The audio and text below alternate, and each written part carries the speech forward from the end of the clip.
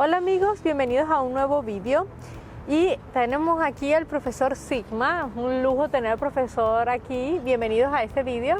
Gracias. Bien, y él nos va a estar contando hoy un poco de tips para los alumnos, bueno, para quienes se están formando en general para los exámenes de homologación en Alemania, FCP y KP. Ya el profesor Sigma tiene experiencia formando alumnos en nuestra academia y bueno, cuéntanos.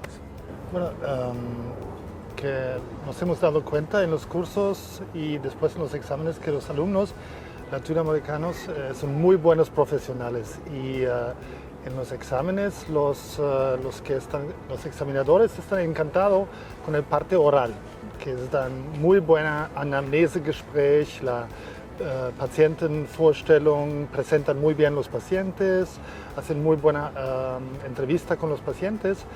Pero los alumnos están subestimando el parte escrito, porque se necesita un formato muy especial a nivel de gramática y vocabulario.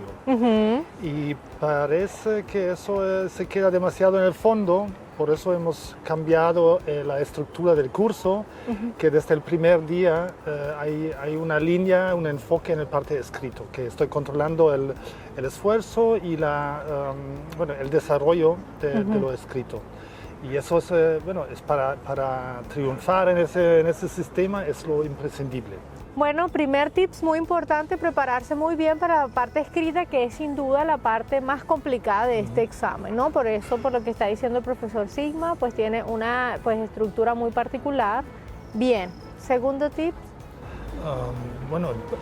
Sentirse, la mayoría se siente muy bien en la parte profesional y disfruta del examen porque sabe los partes técnicos de la entrevista con el paciente, comunicar con otro doctor, pero quizás se tiene que saber que todo el trabajo anterior de A1 a B2 influye en el examen, porque puede ser que el examinador insiste mucho en detalles médicos, pero también te pregunta cuál deporte te gusta o has visto el partido. Y eso te exige hablar como temas cotidianos y ser capaz de cambiar de los niveles, ¿no? ¿Te gusta el golf? ¿Cuál es tu handicap? Ese puede cambiar a ese nivel. No tiene que pasar, pero puede ser que los profes intentan tener incluso quieren que te sientes más cómodo, pero parece que algunos médicos se sienten más incómodos cuando se habla de temas no médicos, sí. Pero es una realidad también cuando entras al hospital, tú te das cuenta que los colegas, incluso los pacientes, te pueden hablar de temas que no son directamente sobre nuestro campo de la medicina, sino que te pueden contar, cómo ocurrió un accidente, lo que estaban haciendo en aquel momento, o por ejemplo, yo lo viví mucho en la psiquiatría, que se iba a temas muy de la vida diaria, ¿no? Entonces, claro, ahí estamos hablando de un nuevo grupo, un vocabulario nuevo y pues temas que también pueden variar un poco.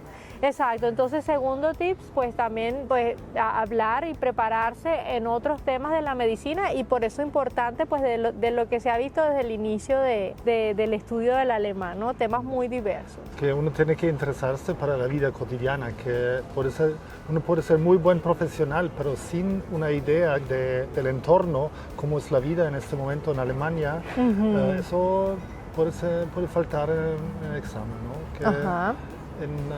Claro, pero es buena idea saber mucho sobre la vida cotidiana, las noticias de Alemania, porque uno se mantenga un buen nivel de alemán también. Sí. No solo teórico, médico, pero también qué pasa en Alemania, saber entender las noticias, interpretarla, qué está cambiando. Sí. Y, hay cambios importantes después de 16 años de Angela Merkel.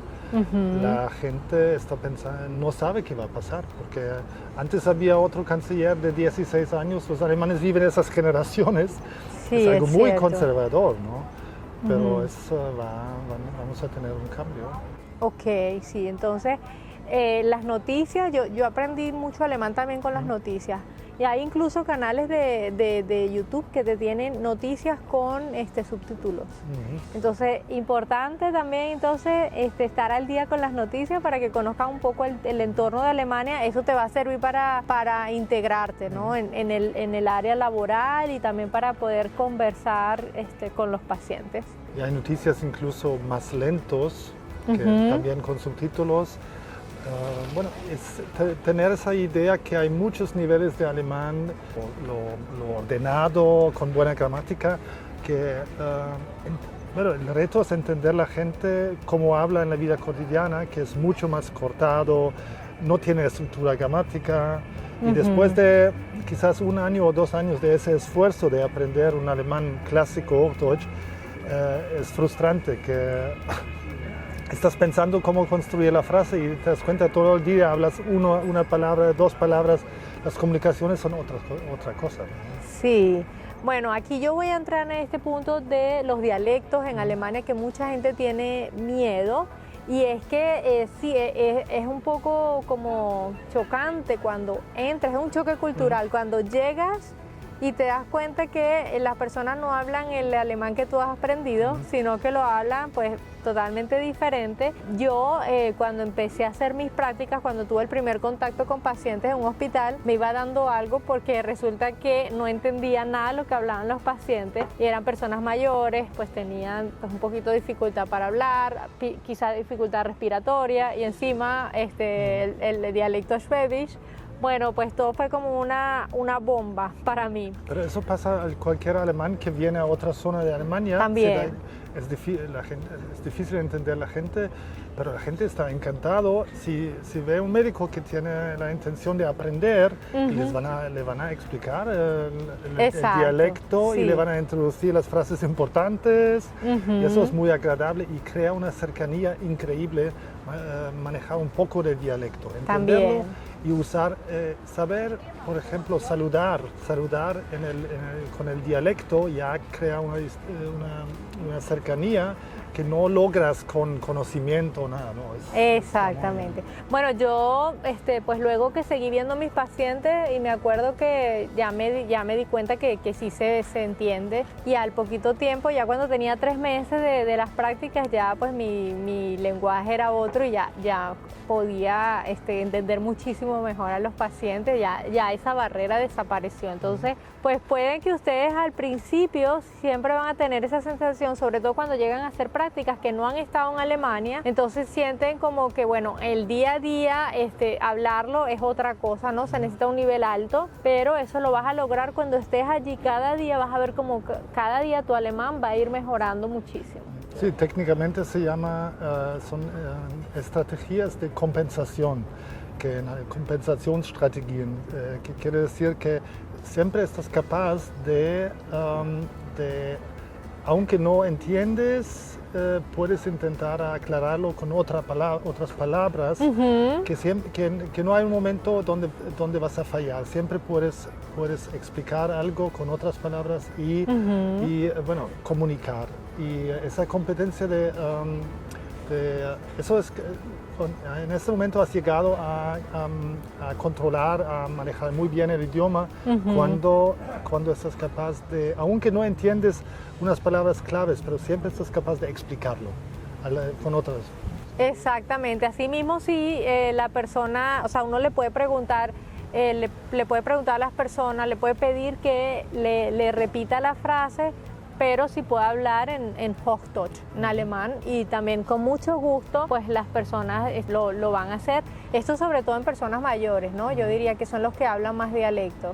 Sí, porque claro, cuando no son de zonas urbanas, sí, es diferente. Aunque en Frankfurt también se habla dialecto y es muy querido porque crea una identidad local. Eso, yo creo que eso también pasa, ¿no? Si esa identidad local que les gusta tener a los jóvenes y los mayores, ¿no? Yo me acuerdo que teníamos un pacientico en la pediatría que hablaba muy schwäbisch y todos reían mucho cuando él hablaba porque tenía tanto estilo con su tono y su cosa que era algo inusual totalmente y era muy gracioso. Y la gente te incluye en su vida social porque se dan cuenta, si tú estás capaz de aceptar esas palabras claves en el dialecto, porque crea pertenencia, eso une a la gente, ¿no? Ujú. Sí, que tú te intereses por lo propio, ¿no? Por lo propio de esa región. Y si sabes unas palabras de vida cotidiana, incluso te das la sensación que tú perteneces ahí, que estás parte de la zona, que vives ahí, ¿no? Que no es un visitante, un turista, ¿no?